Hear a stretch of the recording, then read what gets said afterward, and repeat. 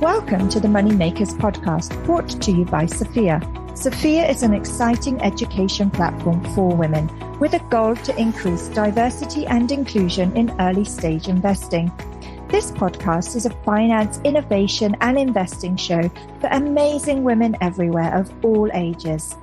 Each fortnight, we will feature an inspiring woman from the investing and finance sector or a female founder with a special focus on Asia.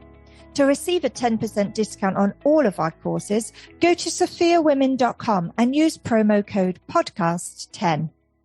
And today's guest is Klementina Sula. Klementina does many things, but we invited her here today on the Moneymakers podcast in her capacity as a faculty member at the University of Michigan and teaching networking. I'm also a friend of Tina's, and I think she's going to make an amazing guest for us today. So welcome to the show, Tina. Thank you so much, Tanya. I'm in this podcast with you. I am so obsessed with Sophia and the work that you and your team are doing to transform the space for women everywhere. Thank you so much. That's so nice. For the benefit of our audience, usually our podcast follows a very sort of traditional format where we host a female investor or a female founder. So today's episode is going to take a break from that traditional trajectory of ours. And I'm going to do that every half a dozen shows or so just to keep things interesting. Tina is a fascinating lady with amazing information on networking. And I personally think that networking, and I've identified this in many, many interviews in the past, that networking is one of the biggest challenges, or having a network is one of the biggest challenges faced by female founders in terms of, gaining capital they need for their businesses. So I think there's a great alignment with what you do and what we're all about at Sophia. So I'm super honored to have you here today with us, Tina. So thank you so much. So could we start with a little bit of background about you before we jump into everything we ever learned before about networking is wrong? Yeah, absolutely. So I think origin stories are so important, like why do people do what they do? Simon Sinek says start with why, right? So let's start with why. So for me, when I graduated from the University of Michigan many, many years ago, I did everything right as a student. I did the internships, I did the study abroad, I did the volunteer experiences. I had this beautifully formatted resume, but when I graduated, I didn't have a job. I'm an immigrant kid. My family immigrated to the United States from Albania.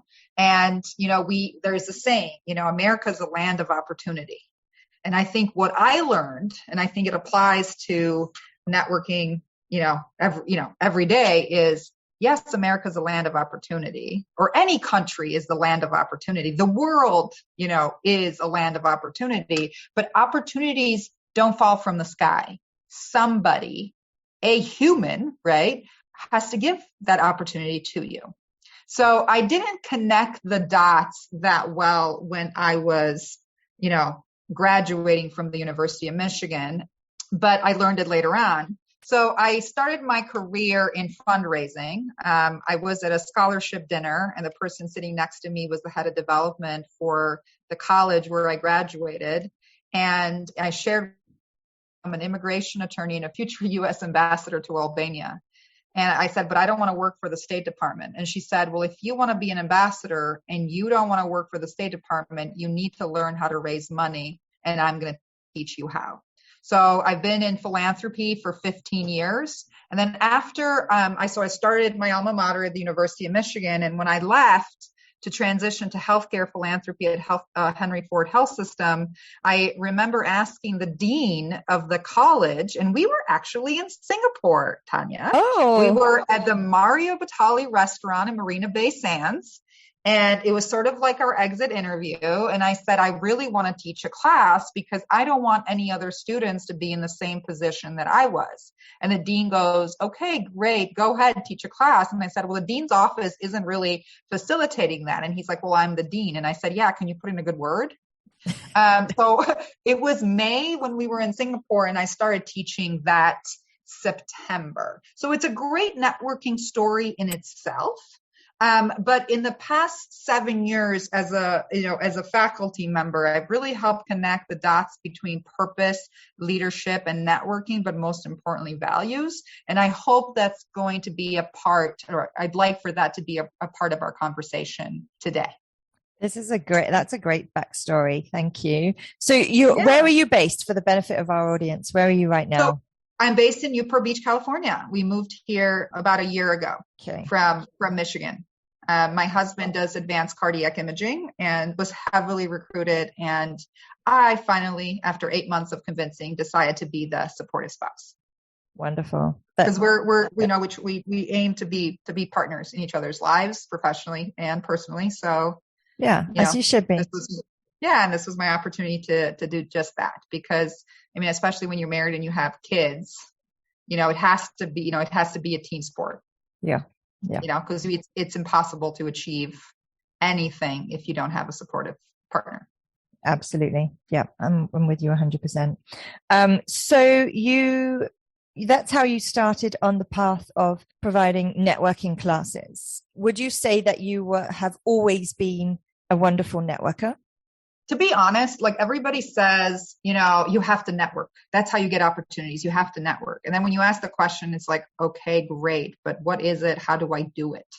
What does it look like? Like even if you Google, you don't get any real answers, right? You just sort of they say things like your network is your net worth. Or any opportunity that I've ever gotten is because of networking. It's kind of like where you define the word by using the word kind of thing. Yes. So I think, we get the best lessons and the wisdom from failure, unfortunately, but that's the reality at hand. That's so funny you say that. I just wrote a LinkedIn post is saying exactly that, which made me very vulnerable because I was talking about my failures, right. But it's absolutely right. Yeah. So, I mean, a lot of people, sort of assume that I'm like, look at her, she's done this and she traveled, so they have this image. I'm like, no. I'm an immigrant kid. My family had to, start America from scratch. And it's just a matter of, how did I leverage the opportunities in front of me? And the opportunities in front of me in terms of how the dots connected and the lessons that I learned were really to think deeply about networking. And I'm a teacher, I'm realizing as I figure out like what I want to be when I grow up, I'm having sort of that experience for myself, like I've been in philanthropy, all my career. Now I'm thinking, okay, what's next? I'm a huge learner, right? So I want to learn new things, but what is it that I want to be when I grow up, right? I'm having that conversation, and it's networking. If you're able to teach it to others, that's sort of when you know that you really understand it. So the definition for networking that I have is that networking is about building, nurturing, and activating relationships to reach a goal or purpose.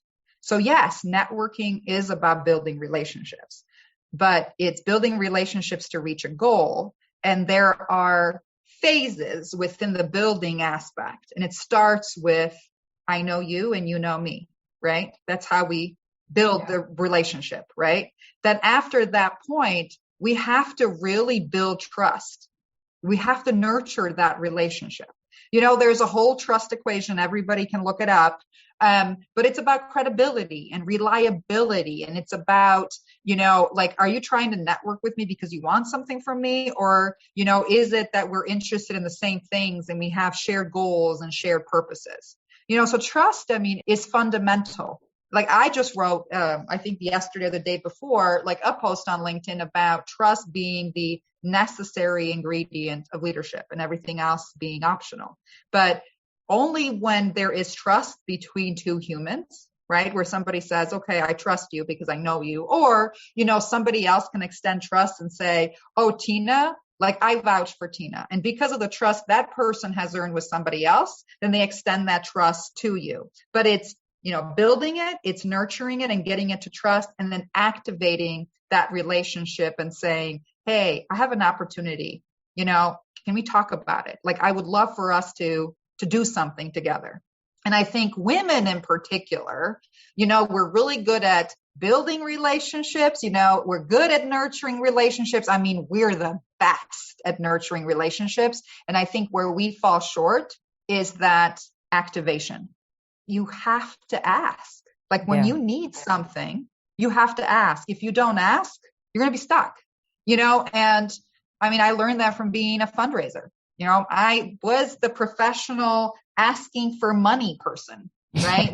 Working with donors and saying, what would you like to accomplish with your money that's meaningful to you, and connecting them to opportunities. And they say, oh my gosh, this.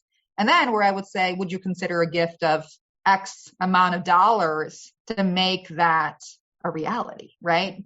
Yeah. Activated, then you don't get to leadership. The activation is what leadership is. I mean, by definition, and, I know I'm being like you could tell that I'm an immigrant kid because I focus on definition, because for a lot of people, like, oh, they know what leadership is, but if you ask them what it is, they can't define it, or they explain it, right? Like what it looks like, but they really can't define it. And for me, leadership is about influencing others to reach a goal. I would take it a step further and say it's about inspiring others to reach a common goal, right? Yeah. So inspiration comes from within, right? So if you are mutually, if you're aligned with somebody else, you build this trust, that you're aligned, then the next step has to be, hey, let's do something about it. Join me, or can I join you?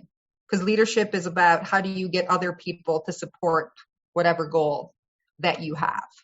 Yeah, I agree with you. And I would have said my observations were pretty similar in terms of women nurturing relationships. But do you think that women tend to have mostly women in their networks? I can't really answer that, because I have guy friends and I have girlfriends, and the groups that we're in is very much, I think it's very diverse in terms of gender. I think the conversations that women have don't take it to that activation stage, where men are like business directly, it's like boom, boom, boom, boom. I need this. Let's go. Kind of like almost transactional in a way, where I think women are so focused on, does she like me? Does he like me? Like, what else do I need to do? Do I need to bake a cake? And, there's a lot of bias in those statements, but I can speak from my own experiences. I used to think very much that way, where I have to do 5 things for someone before I can ask, sort of maybe even think of asking. Yeah. Where now, I mean, and I teach this to my students, I say to them, if you don't go out there and ask, then basically somebody could be looking for you. Like what you need or what you offer, they need, and what's the worst that can happen? Somebody says no.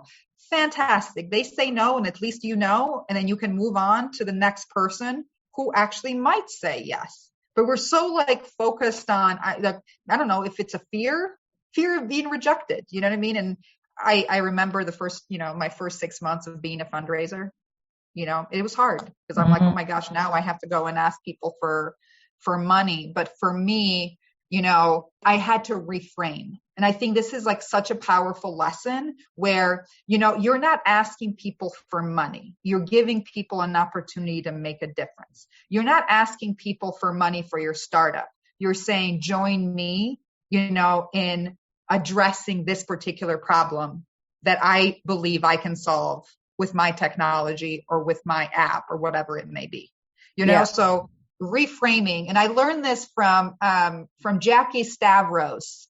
She's at Lawrence Tech. She is a world expert on appreciative inquiry, but reframing is so important, so don't make it about you, because then it becomes, the fear is going to whisper, Sahar Andrade taught me that too, but make it about the purpose. Like if you make it about the purpose, then it has nothing to do with you. Yeah. And that makes absolute sense. And if I think about that in the context of my previous venture fund, so raising a fund for female entrepreneurs, and I was leading our fundraising efforts, and I found that particularly hard because that was the first time I'd ever asked for something from people repeatedly, all day, every day, and repeatedly told no. And it's super hard not to take that personally, or for that not to knock your confidence. And actually, it's not just money, asking for money, but asking for help, asking for any ask of any kind, being repeatedly told no. It's, we are all human at the end of the day. And we do, regardless of what people think of our exterior, we all, have a sensitivity to some degree. And I'm actually highly sensitive interior. And I think that it is hard. And I wonder if the asking for things, because I talk about money all the time with Sophia, how women are not educated with money, and we've been taught from a very early age, we've not been socialized around money. We've not been taught to have these discussions amongst our friends. It's almost a dirty conversation, a topic, a taboo. And I wonder if that goes hand in hand with also asking for things. And I'm trying to draw sort of similarities there between, just not keeping your head down and just trying to sort of figure things out for yourself. And where that leads us is not necessarily to a great place. So when I started, like I said, when I started teaching, I was just teaching networking, right, and trying to define it. Then I once I defined, I said, well, what is the purpose of networking, right? So networking is the how of leadership, right? So if leadership is the change you wish to see in the world, right? So that's the Sophia mission, right? We want women educated about money and finance, right? Yeah. So the how is we do that through our relationships with others. So networking is the how of leadership. Then what is the why of leadership, right? So that's purpose. Simon Sinek taught us that, right? So purpose is personal. So then this is where I would ask you, Tanya, right? Like, why is Sophia important to you? Why is educating women important to you? Right? Then after I ask that question, and you give the answer to, then I would say, okay, well, what does that say about your values? Right? Because your values at the end of the day are the core of it all. Like, that's your compass. No offense to Simon Sinek, who I love and who has shaped a lot of my thinking, but it's not really start with why. I mean, you can start the why in terms of the conversation, but everything really starts with your values. And our values, were formed when we were kids. So they say in psychology that 50% of our values, were shaped by the age of 5, 90% like before we're teenagers. So unless we had a traumatic event, positive or negative, that really makes us rethink our values, who we are today is really, kind of like what we valued as kids, and that's why I'm kind of like I often now find myself saying, oh, dear God, I'm turning into my mother. My mom and I are very different, but we are aligned by common values. So I say all that to say that leadership is personal, right? Like your motivation for Sophia sort of drives, the direction of the organization. Yeah. And given that leadership is personal, networking then is personal too, where you have to be really authentic. So that the people that you engage, I mean, you're like, ultimately, we're all looking for value alignment, yes, right? So yes, the people that we are engaging with, if their values align with our own, a couple things are going to happen. One thing, they're going to say, I believe what you believe, Tanya. I have the capacity to, invest in you. Let's talk about it. They might say, I believe what you believe. I don't have the capacity. Let me introduce you to a couple other people. Or they could say, actually, that's not important to me, but thanks for calling. So it's how do we make it as easy as possible for other people to determine if what we value and why we're doing something, if it aligns with what they care about. So strategic networking then, in my mind, is, clarity of purpose and who we are, so clarity of our values, and then clarity of target audience, like figure out who believes what we believe so that instead of trying, you're calling like hundreds and hundreds of people, you can, who do I know that believes what I believe? And then you can get to your goal a lot faster. Yes, that makes absolute sense. That's a really great way to explain it. And I think I can see that now, because when I was fundraising for Her Capital with a group of investors, institutional investors or whomever, that had never invested into anything like what I was offering, of course, I can see that now with much clarity that, I was banging my head on a wall because their values were not aligned. When I talk to a room of 100, women who have disposable income, that are very well alive to, the gender inequality that exists in the world, I've already, half the battle is already won, because we're already aligned. It's just we're aligned. And I just then need to tell them about what it is that I'm doing. But they're already sold on the mission and on the my values behind Sophia or Her Capital. I get that. So for me then, when I think about what I was sort of taught about networking, it's like, go out there and build relationships, go out there and meet as many people as you can, go out there, it was just go and build relationships. And I'm kind of like, okay, I'm building relationships, but what the heck am I doing? I mean, like when I ask people, like when I give talks, I say, how many of you go to networking events? And people raise their hands. And I'm like, well, what's the purpose of being at a networking event? And then so people have this like, oh, shoot, what is my purpose for going to a networking event? Right. So I truly believe that in order to go out there and network, you have to really know yourself. You have to be clear on yourself. So people don't have any business trying to lead other people if they can't lead themselves, and I feel super strongly about that because, especially when you're in a big leadership role, you have to be consistent. Your values have to be firm, right? Your purpose has to be strong because your goal as a leader is to inspire others to reach the goal of the organization. But if you don't know who you are, how can you ask other people to join you on that journey?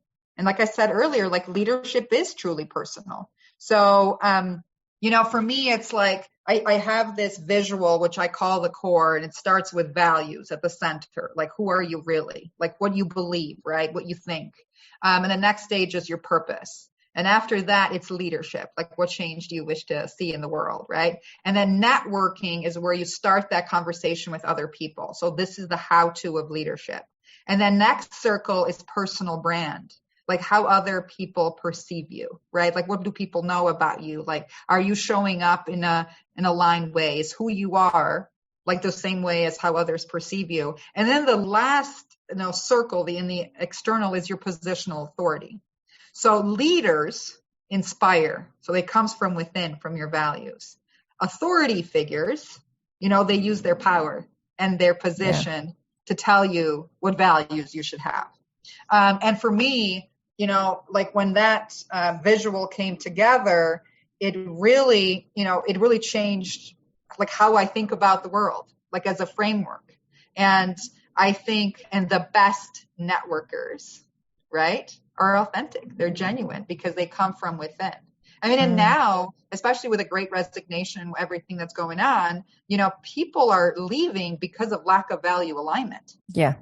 Because a lot of the, leaders today, they're using their positional authority to quote unquote lead. They're not inspiring. And then people are saying, and they're voting with their feet. The Moneymakers podcast is brought to you by Sophia, the place for women to learn, invest, and change the world. Sophia is an education platform for women, providing much-needed courses on personal finance and investing, with a goal to increase diversity and inclusion in early-stage investing. Go to sophiawomen.com and use promo code podcast10 to receive a 10% discount on all of our courses.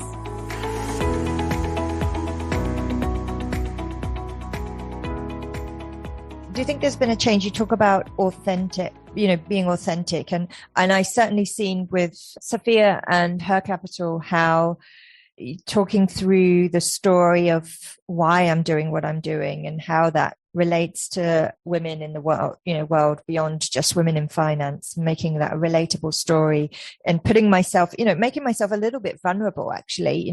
This happened and I failed. And I think that it's a vulnerability that people are expecting from others in order to connect with them. It's a bit like building a friendship.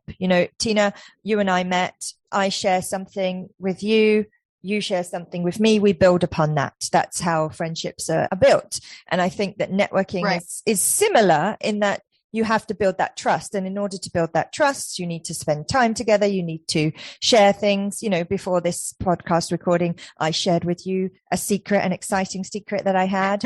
And I feel that those types of things actually, build a relationship. I've trusted you with that. And then, you probably do the same with something else. And, which I'm sure you have today also. So I think that in relationships, business relationships, networking, we have to make ourselves a little bit vulnerable, or the expectation is that you're going to do that. You're going to share, you're going to be a little bit open.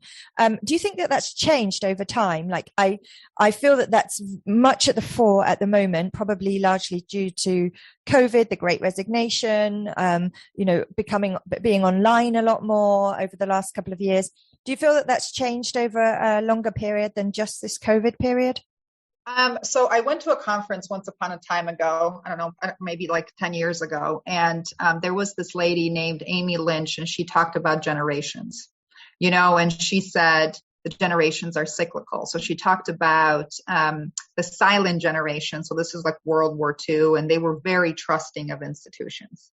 Right. Then you had baby boomers, less trusting of institutions. Then you had the next generation, like even less trusting of institutions. So now we're at like Gen Z, right? And Gen Z is creating new institutions. And the whole goal is to make them more trusting. I mean, think of Adidas. Like, Adidas is making, their shoes made out of recycled plastic. You have Nike, right? Like just to, be equal, like, in our house, we're Nike people at our house, but I think we have some Adidas products, so I'm trying to be equitable, but, Nike is really focused on diversity, equity, and inclusion and creating products, for all, to be representative of all people. I think of Patagonia, do not buy that coat, like, unless you really need it, right? So I think we're getting at that stage where we're trying to get to full trust again. Yeah. And I think the way that people show up, because I think it is value alignment, but, it's hard to be vulnerable. It's hard. Like when we ask the question, who are you really, right? Who are you really is not your title. Who are you really is not how many followers you have on social media. Who are you is your beliefs, it's your thoughts, it's your feelings, it's what makes you you, and are you going to be vulnerable? And this is all of Brene Brown's work, right? Are you going to be vulnerable and share it, with others? Because what I've learned is that the more vulnerable I am, the more people are inspired by me. And if they're inspired by me, that's me expressing leadership. Just by my own definition, right? Leadership is inspiring others to reach a common purpose. Yeah. Yeah. So, like leadership by definition, because I said leadership is personal, leadership by definition has to be authentic. I mean, who are the leaders that we are inspired by, right? I mean, the leaders that we're inspired by are the leaders that were authentic, that really believed in something bigger than themselves. Yeah. And they actually did something about it. We know some of their challenges from reading biographies and autobiographies, but at the time we didn't know it. I have my favorite Be the Change mug, but I mean, leadership is about being the change. Change is very lonely. Yes. Right? Yes. So if you want change to do what somebody else has never gotten, I mean, you really are being authentic because otherwise you're just being a follower and you don't really stand out. Yeah. Yeah. I think for me, what I struggle with networking is that going back to one of your very early points is around accepting the rejection. And I think that actually is where I get stuck. And on a personal note is that when people say, no, I don't want to help you, or they just ignore your request, you taking that personally and then sort of licking your wounds and not then asking anyone for any help or for an introduction, etc., which I think is something that men are very good at giving others introductions. And I don't feel women are quite at that same level for some reason. But finding myself in a position where that people say no or ignore you, and then finding that confidence again to just say, okay, well, that didn't work out, but I'm not going to take that personally, and kind of carrying on regardless. I find that one of the biggest challenges. And also those fears turn themselves into a time, when people ask me for help all the time, like I probably get 5 requests a day, mostly on LinkedIn, because I'm quite active on LinkedIn. Can we just have a half an hour call? I just want to ask you a couple of questions about my deck, or we're just really stuck on a B2B strategy, or, and some of these things are not even within my wheelhouse. So I'm not the right person for the help that they need. But how saying no to these things I find really hard, because I know how it feels to be dismissed or to be rejected and not to get the help you've plucked up the courage to ask. So that, I think, leads me down a path of often not getting the help that I ask for, and then always saying yes to everyone and overburdening myself because I don't want to make other people feel bad. Yeah. I mean, we can talk about strategies. So, I completely understand, because I am very much a networker. I love people, right? And I want to help everybody because I'm a product of human kindness and generosity. I mean, we started America minimum wage. We didn't speak a word of English. When I think about sort of my journey, if I were to trace it, it's, other people giving me their time, giving me their ideas, and giving me opportunity after opportunity. So, I mean, one strategy could be you can hold office hours every other week, and say, I have 1 hour, drop by, I'll do my very best. The other strategy is, I'm so sorry, I'm not even sleeping enough hours at night. Here are 3 resources, so you can just like copy and paste based on the need, so at least people know that, it's not that you don't want to, it's just, you just don't have the capacity. And I think people ultimately understand, right?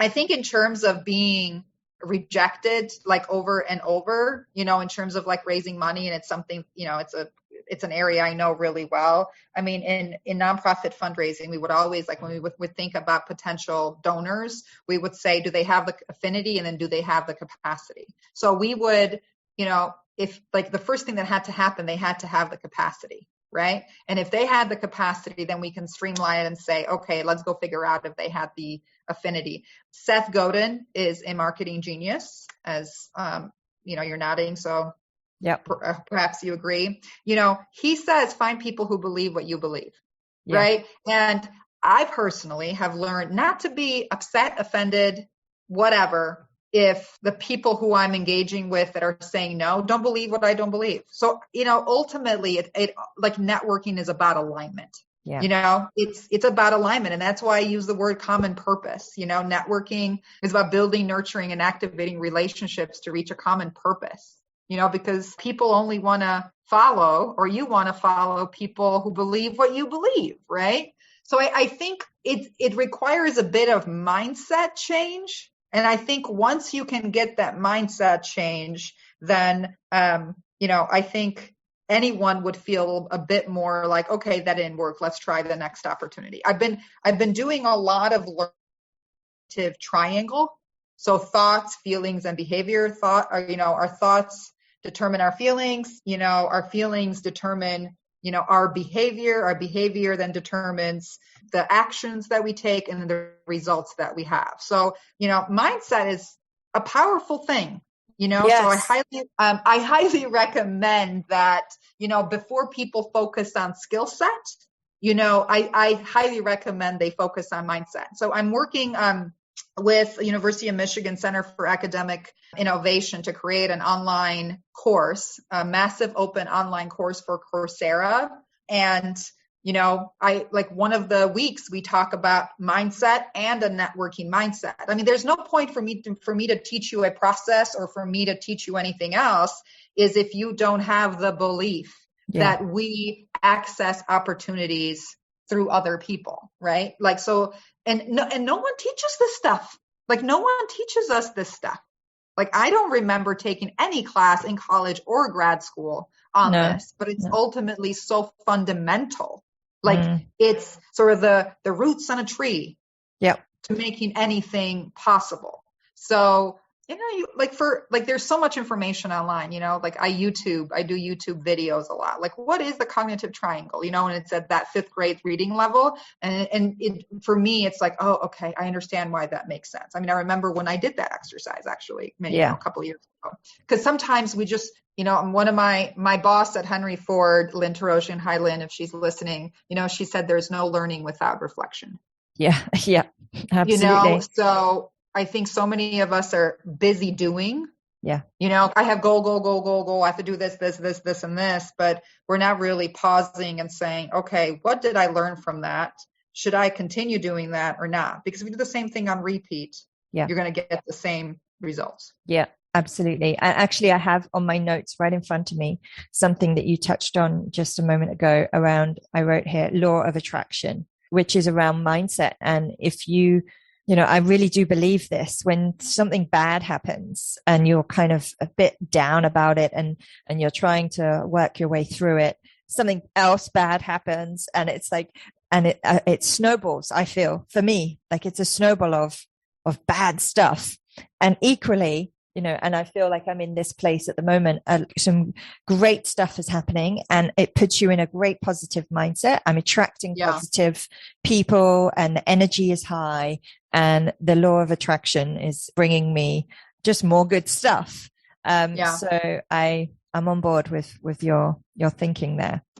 Said differently, if I can. So law of attraction to me seems very spiritual. Yes, which I can appreciate. So I did this program at INSEAD Business School. It was a program it was called Innovating Health for Tomorrow. I mean, I call it my mini MBA without the finance. And I remember one of the professors talking about innovation, and they say everyone talks about thinking outside the box. Yeah. And he's like, but true innovations have outside the box. So I always give the example of, I drive a Ford Explorer. You know, I was a Henry Ford employee. I got the A plan, you know, so I'm on my 3rd Ford Explorer, but I didn't always drive a Ford Explorer. But what happens is when you know, inside the box, like when you say, okay, I drive a Ford Explorer, all you see around you, like you spot all the Ford Explorers. So the same thing happens to your goals and your purpose, right? Yeah. Once you say that my goal is XYZ, like when you go out into the universe, you see the XYZs because that's what you care about, you know, and everything else, you know, is just noise. I mean, that's how I would explain it to people who might say, oh, the spirituality stuff, Tina and Tanya are, you know, going a little crazy, you know, on us. But, you know, for me, you know, thinking inside the box is powerful because you're setting parameters.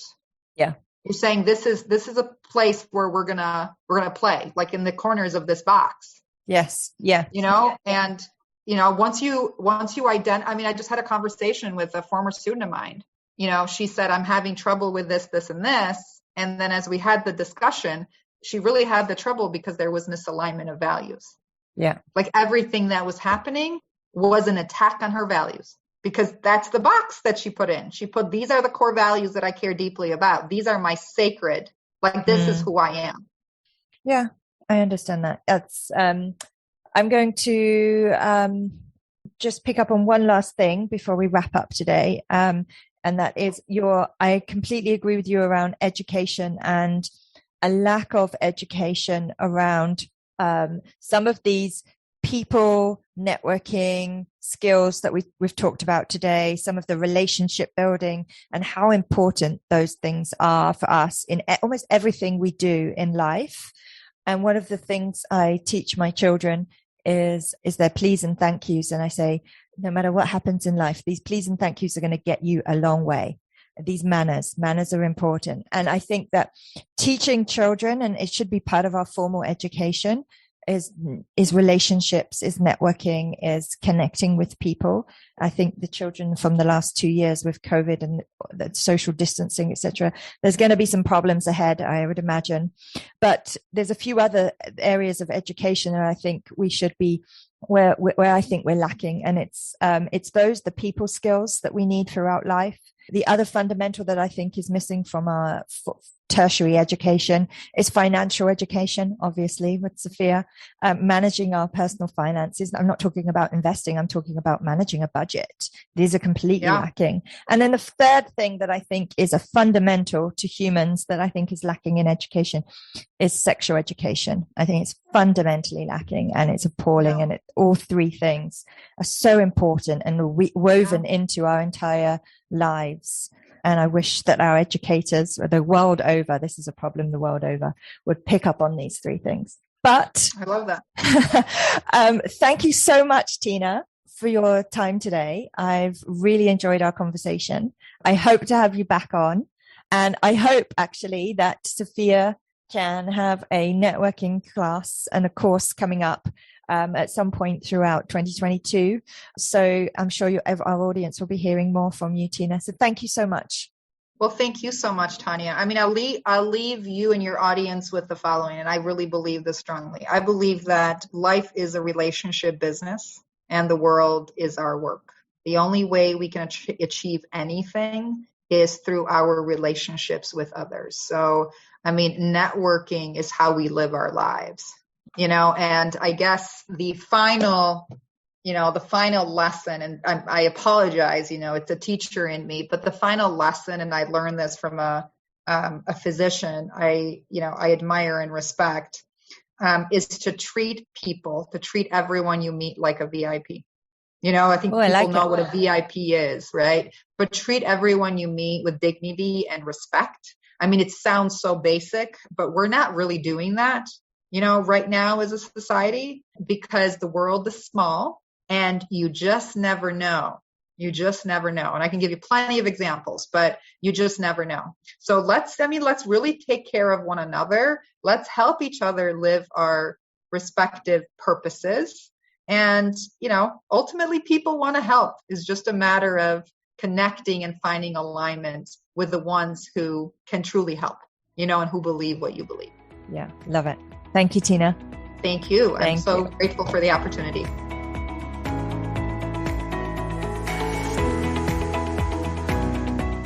We hope you have enjoyed this episode of the Money Makers podcast, brought to you by Sophia, the education platform for women that increases diversity in early stage investing. Visit sophiawomen.com and use promo code podcast10 to receive a 10% discount on all our courses. Learn, invest, and change the world.